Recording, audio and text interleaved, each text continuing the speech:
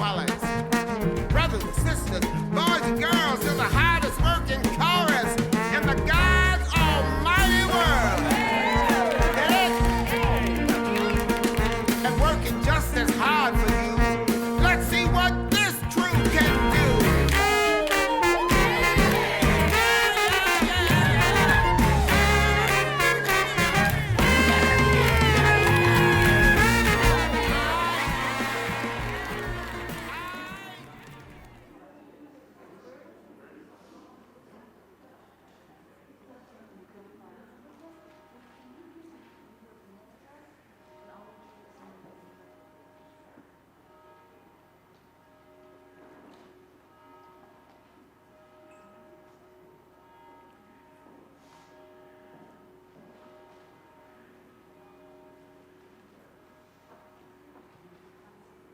And there goes the mighty bell. Welcome, everybody. I'm Pat Washburn, a member of this congregation. I hope you can all see me okay. As a wheelchair user, I can't stand up at the magnificent pulpit like most of our worship leaders do. We like to begin each service by affirming that we are meeting on unceded land of the Wabanaki Alliance, that our church in particular has a shameful history of participating in genocide of the Wabanaki, and that in the current era, we seek not just with our words, but with our actions to support and uphold the rights of Maine's indigenous tribes. Before we get started, I want to make it very clear that no matter who you are, what your background, what you believe or don't believe, who you love, or what gender you identify as, you are welcome here. After the service, if you have any questions about Unitarian Universalism, please help yourself to one of our pamphlets or ask me or any of the people with name tags. If you are new here and you want a special welcome, we invite you to take a gold mug at our little reception after the service, and you will be specially welcomed and supported. Our first hymn is very special. It was written by Marianne Hill, a member of our congregation, and we are looking forward to hearing our music director and the amazing First Parish Choir.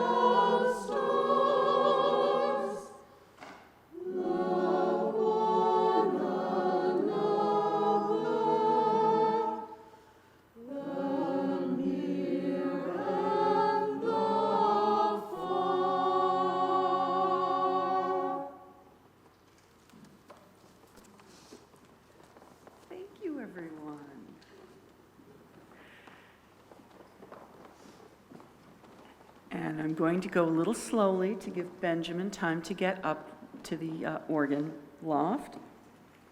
Today's service explores the story of two Greek goddesses, Demeter and her daughter Persephone. We'll also look at the different ways people tell the same story and the ways families can struggle to understand the people they love the most.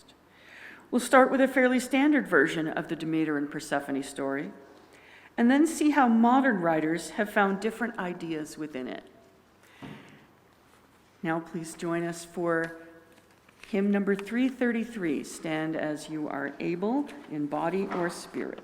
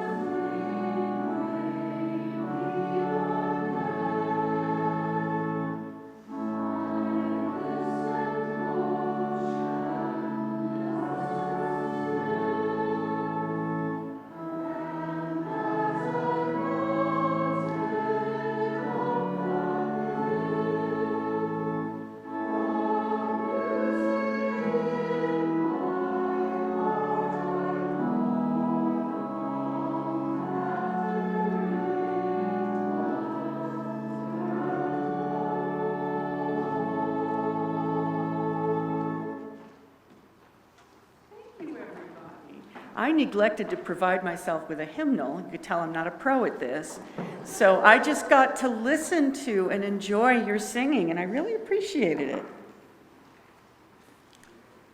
Oh, thank you. Tuck that right in here.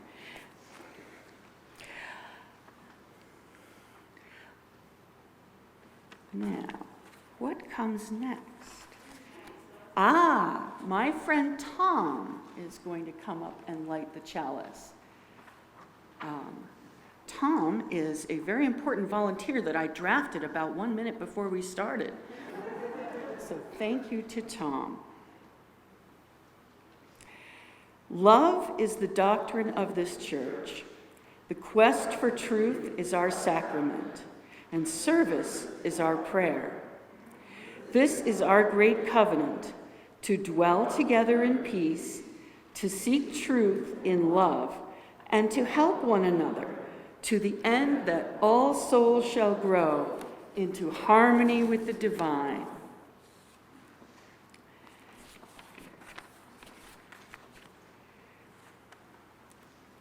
Imagine 3 worlds. One world is above us.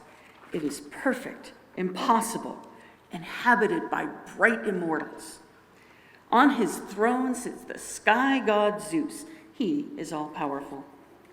He is watching our world below. Imagine another world, a world under ours, a world without hope or joy. Mist, silence, bitter cold, the land of the dead. On his throne sits the Lord of darkness, Hades, his eyes as dark and deep as open graves. He is watching our world above. In between these two worlds, imagine our green earth bursting with life, burgeoning growth. The air is heavy with the scent of flowers and the song of birds. This world is ruled over by Demeter, goddess of the harvest. Zeus above, Hades below, were watching. They were watching a young woman walking through a meadow. This was Persephone, the daughter of Demeter. Persephone, that sweet young shoot, shining with youth and life, was gathering flowers. She saw a poppy, her favorite flower. She knelt to pick one. The ground cracked. The earth and air shook. A gaping gash appeared. It belched bitter, acrid fog. Behind her, she could hear a deafening thunder. She looked over her shoulder and stumbled at the sight. Hades, the grim king himself, in a chariot drawn by 4 night mares, burst forth from the underworld. He cracked his whip, though his horses hurtled toward her. She lifted up her skirts to flee, but already the king of terrors was towering over her. Hades leaned over the side of his chariot and plucked Persephone from the earth. She called her mother's name, but there was no answer. The chariot plunged into the darkness below. As she plunged into the gloom, Persephone kept calling her mother's name, but no one came. Demeter was far away. Demeter, the goddess of growth, bringer of life, the crown of corn, the lustrous hair, whom we must thank for every full mouth and every bulging belly. Demeter, far above on Mount Olympus, caught a snatch of sound. She was pierced with fear. She called her daughter's name, and there came no reply. She descended to the earth. She searched the world. As she passed by, the flowers wilted. Anguish aged her. Her crown of corn fell from her brow. Her lustrous hair turned dirty gray. Her radiant robes were ripped to rags. For 9 days, for 9 nights, with a flaming torch in each hand, she searched the earth. Then a swineherd told her he had seen Hades grab a pretty maiden and take her under the earth. He told her where. Demeter knew the place at once. She sank to her knees. The grass around her wilted and died. The trees wept on their leaves. The grain in the fields withered and shriveled. The apples and figs rotted as they grew. The ground cracked and crumbled. Clouds of dust blotted out the eye of the sun. Everywhere there was want, hunger, suffering, famine, death. Demeter walked the earth searching for her child. The people made temples and altars to her. They offered whatever scant offerings they could find. They begged her to show them mercy, to give life back to the land. But she only heard the distant cry of her child. Up on Mount Olympus, Zeus shuddered. The earth was screaming. This was not in his plan. He sent Hermes, messenger of the gods, to fetch Demeter, but it was as though she had been turned to stone. He sent the other gods and goddesses to beg her, to cajole her, to offer her gifts. Eventually, he had to come to her himself. For him, she turned her head and said, "You gave my child to the god of death. Since he has her for a wife, let him have the earth for a dowry. The world will be his. Let it be as dark and desolate as his realm." "Your daughter is a queen," Zeus said. "She sits beside the king of shadows. You should be proud of her." "Persephone does not belong below. She loves the warmth of the sun on her skin. She loves birdsong. Down there she hears only the moans of the dead," said Demeter. Zeus looked about. He heard no prayers in his honor, only screams and suffering. "You know the laws. There are forces to which even I must answer. The 3 fates have decreed Persephone will be freed, provided she has not tasted Hades' food." Persephone returned to the earth. When Demeter saw her daughter, her heart opened like a flower. The soil grew long ears of corn like waving hair. The whole wide earth was fragrant with blossoms and fruit. She stretched out her hands. Persephone reached for her mother, but Demeter saw on her daughter's palm a stain as red as blood. "Oh, what's that mark?" she asked Persephone. "Only the juice of a pomegranate." "Did you eat?" "6 seeds. In the darkness below, the king of terrors grinned. Demeter turned to Zeus. "I have been tricked again. Imagine a world where nothing green grows, a world without hope or joy, where no birds sing, where night blots out the eye of day. This is not the land of the dead that I describe. This will be the land of the living unless you give me back my daughter." Zeus found a compromise.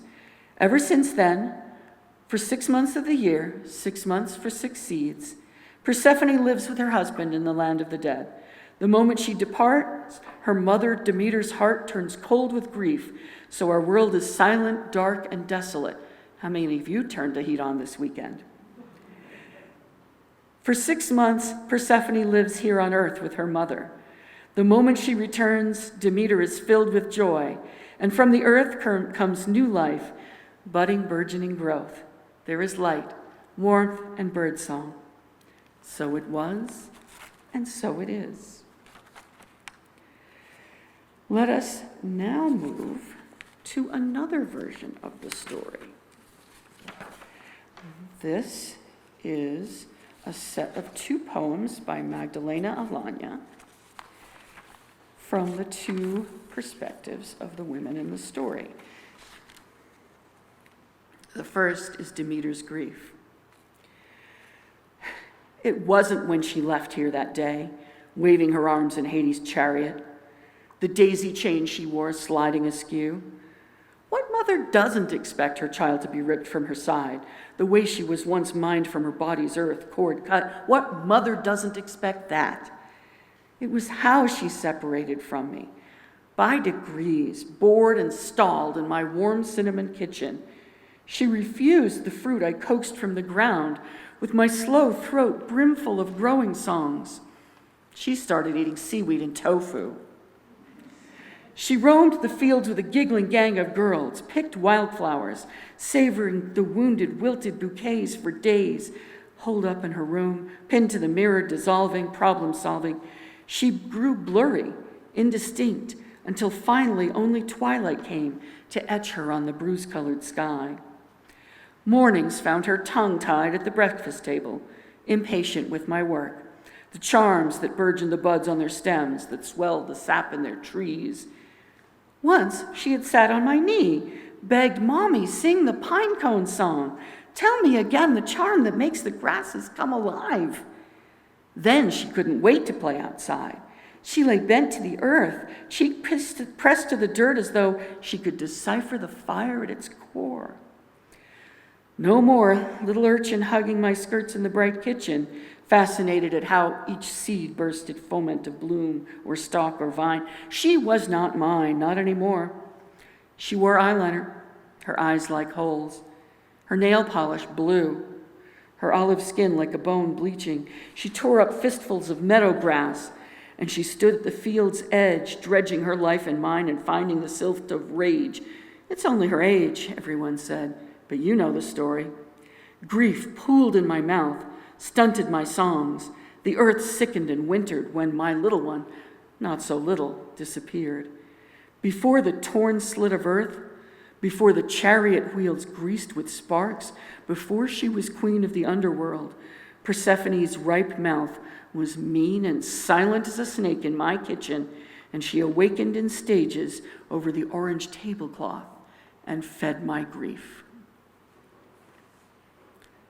Persephone speaks. When I had finally gone under, she halted all the earth's growing, its wheat shrunk to sticks, its onions to rinds, but she never noticed each day when I quenched myself at her side like a breeze holding its breath.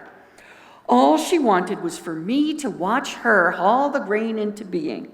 Stand at her right hand, whisper the litany. The peaches are great, Mom, the roses too, and I am your most fabulous fruit, dreaming of a knife to split me to the pith.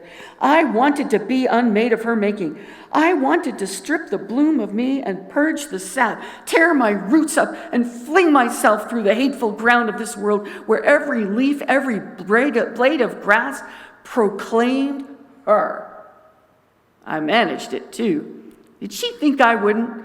I leapt onto that chariot the way a dandelion spur commends itself to the wind. And now let us sing hymn 123, Spirit of Life.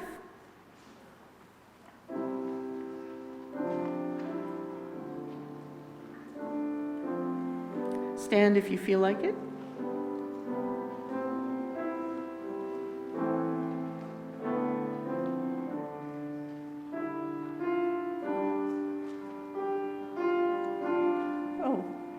Sorry, I probably should have started that one. Spirit of life, come unto me. Stay in my heart, all streams of compassion. Oh,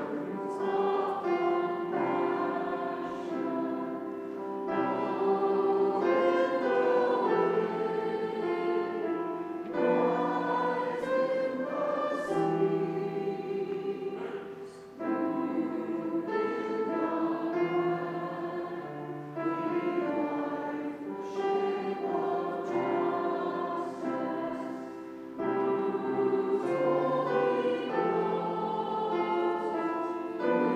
in the sea.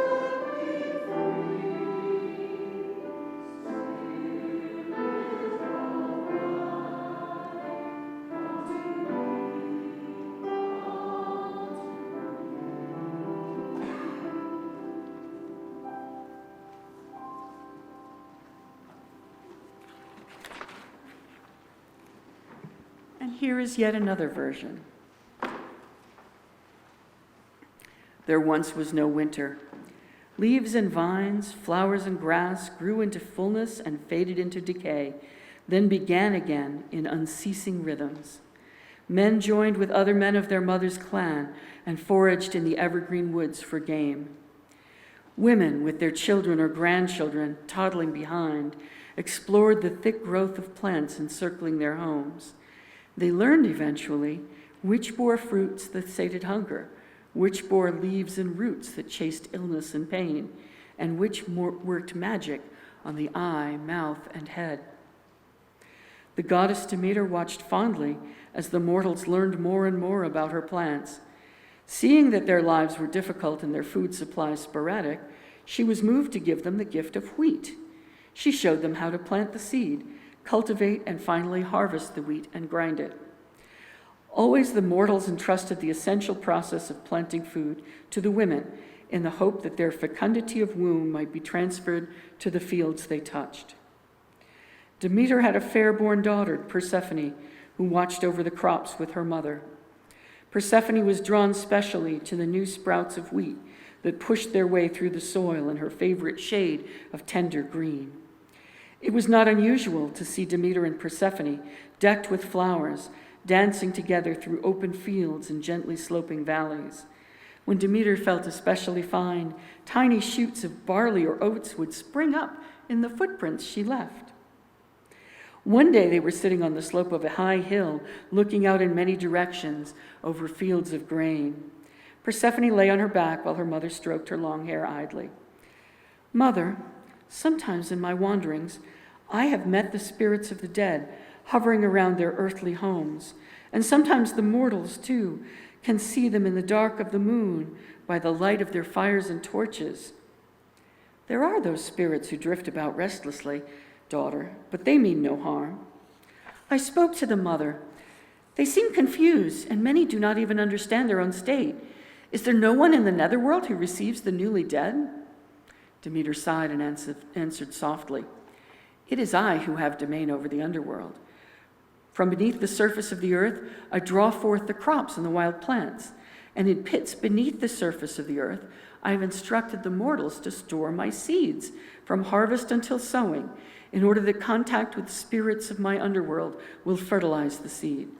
I know very well the realm of the dead, but my most important work is here. I must feed the living. Persephone rolled over and thought about the ghostly spirits she had seen, and their faces drawn with pain and bewilderment. They need us, Mother. I will go to them. Demeter abruptly sat upright as a chill passed through her and rustled the grass around them. She was speechless for a moment, then hurriedly began recounting all the pleasures they enjoyed in their world of sunshine, warmth, and fragrant flowers. She told her daughter of the dark gloom of the underworld and begged her to reconsider. Persephone sat up, hugged her mother, and rocked her with silent tears. For a long while they held each other, radiating rainbow auras of love and protection. Yet Persephone's choice was unchanged. They stood and walked in silence down the slope toward the fields. Finally they stopped, surrounded by Demeter's grain, and shared weary smiles. Very well, you are loving and giving, and we cannot give only to ourselves. I understand why you must go. Still, you are my daughter, and for every day that you remain in the underworld, I will mourn your absence. Persephone gathered 3 poppies and 3 sheaves of wheat. Then Demeter led her to a long, deep chasm and produced a torch for her to carry. She stood and watched her daughter go farther and farther into the cleft in the earth.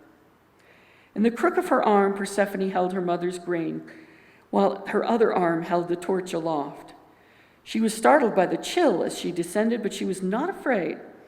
Deeper into the darkness she continued, until she rounded a corner and entered an enormous cavern, where thousands of spirits milled about aimlessly, hugging themselves, shaking their heads, and moaning in despair. Persephone moved through them to a large flat rock and ascended. She produced a stand for her torch, a vase for Demeter's grain, and a large shallow bowl piled with pomegranate seeds, the food of the dead. As she stood before them, her aura increased in brightness and warmth. I am Persephone, and I have come to be your queen. Each of you has left your earthly family and now resides in the realm of the dead. If you come to me, I will initiate you into your new world. She beckoned those nearest to step up onto the rock and enter her aura. As each spirit crossed before her, Persephone embraced them and then stepped back and gazed into their eyes. She reached for a few of the pomegranate seeds, squeezing them between her fingers. She painted the forehead with a broad swatch of the red juice and slowly pronounced, "You have waxed into the fullness of life and waned into darkness. May you be renewed to tranquility and wisdom." For months, Persephone received and renewed the dead without ever resting or even growing weary. All the while, Demeter roamed the earth, hoping to find her daughter returned. In her sorrow, she withdrew her power from the crops, the trees, the plants. She forbade any new growth to blanket the earth. The mortals planted their seed. The fields remained barren. Demeter was consumed with loneliness and finally settled on a bare hillside to gaze out at nothing with sunken eyes. For days and nights, weeks and months, she sat waiting. One morning, a ring of purple crocus quietly pushed its way through the soil and surrounded Demeter. She looked with surprise at the new arrivals from below. Then she leaned forward and heard them whisper in the warm breeze, "Persephone returns! Persephone returns!" Demeter leapt to her feet and ran down the hill through the fields into the forest. She waved her arms and cried, "Persephone returns!" Everywhere her energy was stirring, pushing, bursting forth into tender greenery and pale young petals. Animals shed old fur and rolled in the fresh, clean grass, while birds sang out, "Persephone returns!" When Persephone ascended from a dark chasm, there was Demeter with a cape of white crocus for her daughter. They ran to each other and hugged and cried and laughed and hugged and danced and danced and danced. The mortals saw everywhere the miracles of Demeter's bliss and rejoiced in the life of spring. Each winter they joined Demeter in waiting through the bleak season of her daughter's absence. Each spring they are returned, and growth begins again.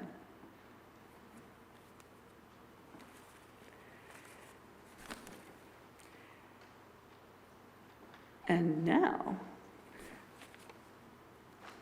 we've heard 3 stories, 3 different ways of looking at the same story. In the first story, somebody's perspective was missing. Persephone was never heard from. We don't know whether she was happy with her change in life or not. In the second story, Persephone speaks, and she's a bratty teenager.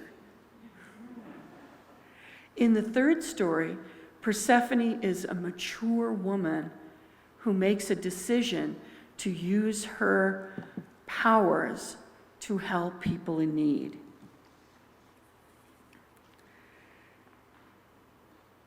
If you've lived in a family, you're probably aware of this. Families tell different stories at different times, depending who's speaking, and depending who's in the room. My parents came from the same small town in Vermont on the banks of the Connecticut River. And whenever we had a snow day from school, my mother would tell me the same story. The river flooded, and your father had to go to school in a rowboat, and they had school. Years after she died, I happened to be at my dad's house when a hurricane struck the New England coast, and we were there for 4 days without power, so we had a pretty wide-ranging conversation. The rowboat story came up, and it turned out that Mom had made up the whole thing.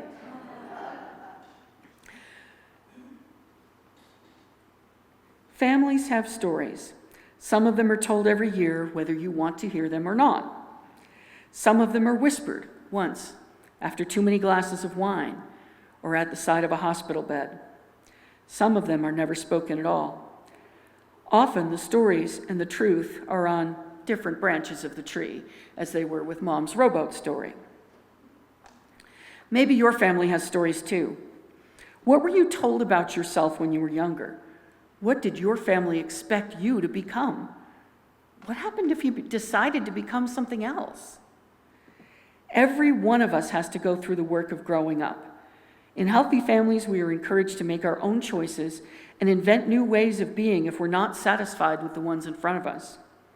In other kinds of families, we may find ourselves pressured to choose a certain kind of career or partner or relationship with our elders. Some of us never quite finish escaping from adolescence, or do so quite late in the game, and that's okay.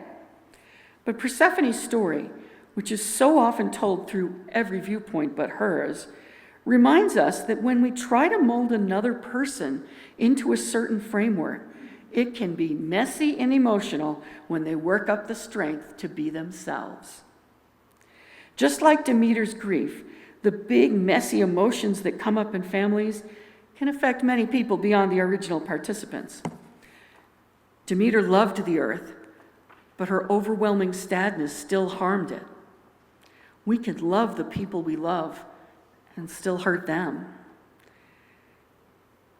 As we enter the season of descending into the underworld and the winter cold, well, you know what it does. It's Maine. You've been here. It's fitting that the topic of family comes up. You may not be ready, but the holidays will be upon us before we know it. In our culture, that's a time when families tend to gather, for good or for ill. So I invite you to do a little pre-thinking. Who do you consider family? Does that need to change? What would you like to give your family in the season ahead? What would you like to receive from them? Today, you have time to set your own expectations for yourself. Expectations based on who you are and what you value. Maybe this is the year you need to work through some old emotions or find a way to make new traditions. You have time. Demeter transformed her emotions into new life, and they settled into a new rhythm that we know as the seasons. If you have feelings about your family and their stories, how can you transform them? What can you create?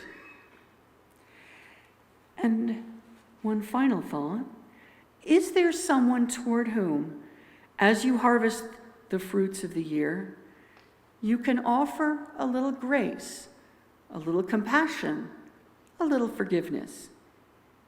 And is that someone perhaps yourself?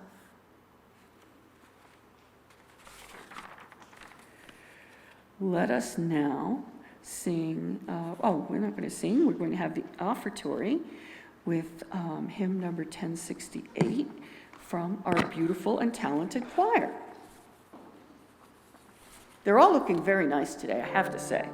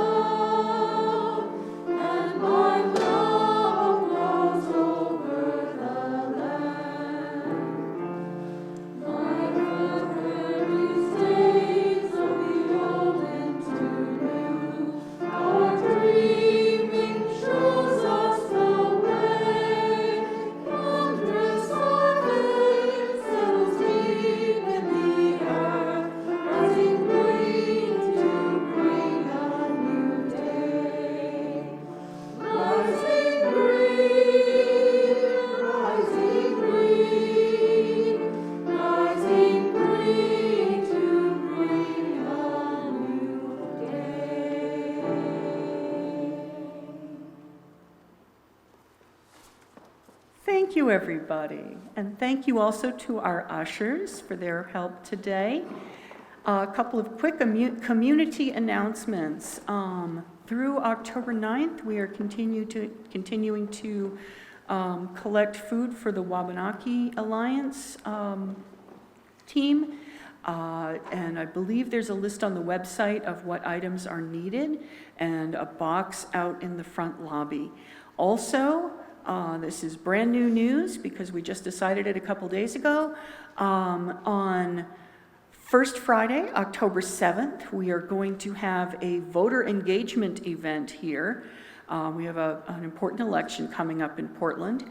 And we're going to try to make this fun. We're going to start it with at 6 o'clock that night. We're going to be out on the sidewalk, and you're all invited to help with this. We're going to be out on the sidewalk in front of the church singing protest songs. And the name of the event comes from the lyrics to one of these songs.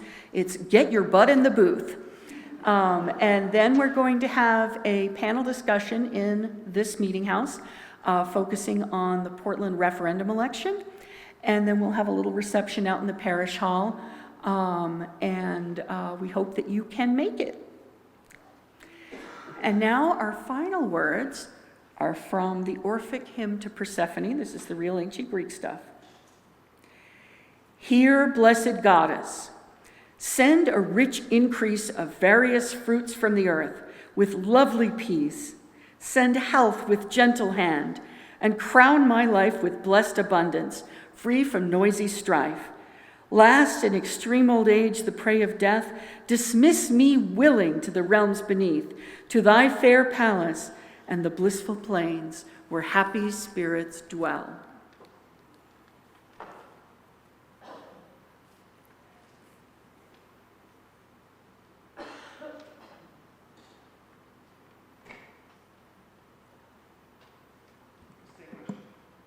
Oh, I'm so sorry. We forgot to extinguish the chalice. Tom, I'm so sorry. May I invite Tom back to extinguish the chalice? Yes. There you are. We extinguish this flame, but not the light of truth, the warmth of community, or the fire of commitment. These we carry in our hearts until we are together again. Oh, nicely done. Oh, we're going to call on you in the future. Thank you.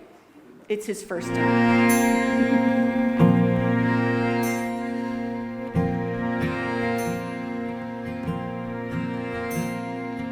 Orpheus was a poor boy, but he had a gift to give. This poor boy brought the world back into tune, is what he did. And Hades and Persephone, they took each other's hands. And brother, you know what they did? They danced.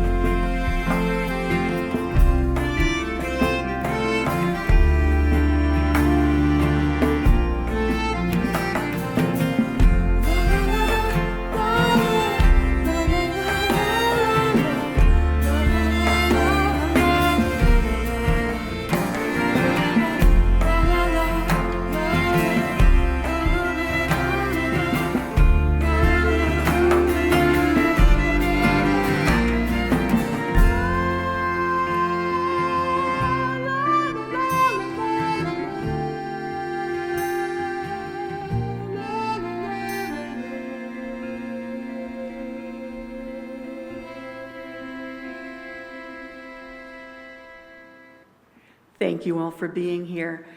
For those who aren't yet sick of hearing me talk, the second session of my pagan study group is at 3 this afternoon in the parish hall.